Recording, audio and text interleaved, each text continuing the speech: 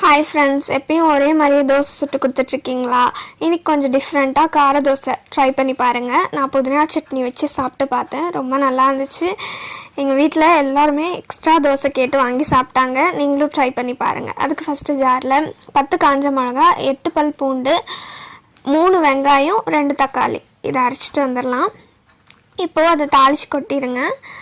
பச்சை வாசம் உங்களுக்கு பச்சை வாசம் வரும் அப்படின்னு நினச்சிங்கன்னா அதில் நீங்கள் தாளிக்கும் போதே அதிலே அந்த அரைச்சி வச்ச பேஸ்ட்டையும் ஆட் பண்ணிடுங்க. அப்போ தான் பச்சை வாசனம் வராமல் இருக்கும். நான் அப்படி தான் செஞ்சேன். தோசை சுட்டுட்டு அதில் நெய் அப்படி இல்லைன்னா எண்ணெய் ஆட் பண்ணி இந்த பேஸ்ட்டை ஆட் பண்ணிவிட்டு திருப்பி போட்டிங்கன்னா சூப்பராக ரெடி ஆகிடும். அப்புறம் முட்டை தோசை வேணுனாலும் அதில் சுட்டுக்கலாம், ரொம்ப நல்லாயிருக்கும். நான் முட்டை தோசையும் செஞ்சோம்.